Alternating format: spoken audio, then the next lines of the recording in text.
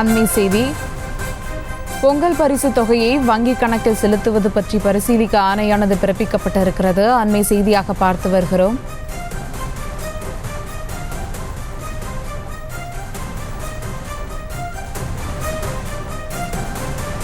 பொங்கல் பரிசு தொகையை வங்கி கணக்கில் செலுத்துவது பற்றி பரிசீலிக்க ஆணையானது பிறப்பிக்கப்பட்டிருக்கிறது. தமிழக அரசுக்கு உயர்நீதிமன்ற மதுரை கிளை இந்த உத்தரவானது பிறப்பித்திருக்கிறது. அண்மை செய்தியாக பார்த்து வருகிறோம்.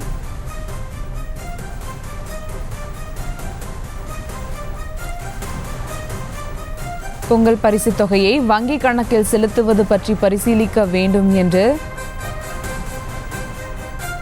பொங்கல் பரிசு தொகையை வங்கி கணக்கில் செலுத்துவது பற்றி பரிசீலிக்க வேண்டும் என்று தமிழக அரசுக்கு உயர்நீதிமன்ற மதுரை கிளை உத்தரவானது பிறப்பித்திருக்கிறது. இது குறித்த கூடுதல் தகவலோடு இணைகிறார் எமது செய்தியாளர் நாகேந்திரன். வணக்கம் நாகேந்திரன், விவரங்கள். வணக்கம் சுபா.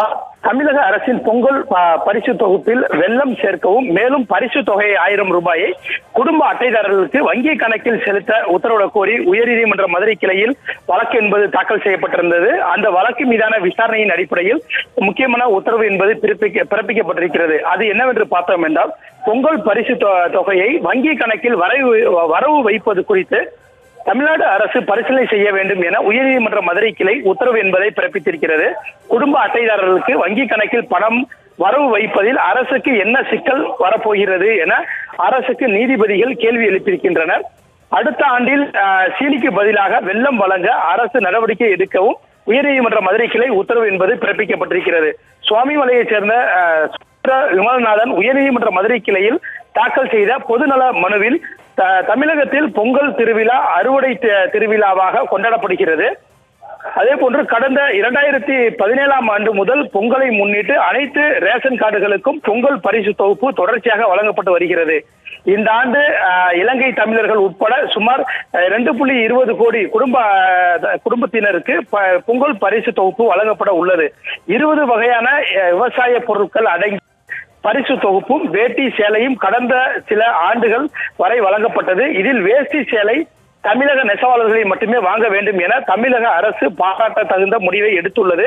ஆனால் அரிசி, வெல்லம், முந்திரி, ஏலம் உள்ளிட்ட 20 வகையான விவசாய பொருட்கள் அருகில் உள்ள மாநிலங்களிலிருந்தே பெரும்பாலும் வாங்கப்பட்டுள்ளன. இந்த ஆண்டு வழங்கப்படும் பொங்கல் பரிசு தொகுப்பில் கரும்பு, பச்சரிசி, சர்க்கரை வழங்கப்படும் என அரசு தொகுப்பில் அறிவிக்கப்பட்டுள்ளது.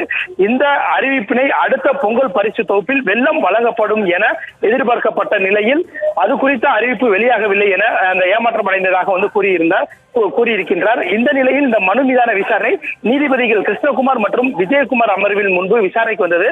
அப்போது அரசு தரப்பில் தமிழ்நாடு அரசின் கூடுதல் தலைமை வழக்கறிஞர் வீர கதிரவன் ஆஜராகி வாதிடுகையில், தமிழ்நாட்டில் அனைத்து மக்கள் பொங்கல் பண்டிகையை சிறப்பாக கொண்டாடுவதற்காக 1000 ரூபாய் பொங்கல் தொகுப்பு வழங்க அனைத்து நடவடிக்கையும் மேற்கொள்ளப்பட்டு விட்டது.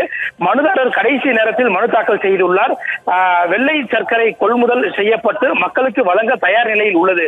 கடந்த ஆண்டுகளில் வெள்ளம் முன்கூட்டியே கொள்முதல் செய்து மக்களுக்கு கொடுக்கப்பட்ட போது வெள்ளம் உருகியிருந்ததாகவும் கெட்டுவிட்டதாகவும் புகார்கள் வந்தது. எனவே இந்த மனு விசாரணைக்கு உகந்ததல்ல, மனுவை தள்ளுபடி செய்ய வேண்டும் என வாதிட்டார்.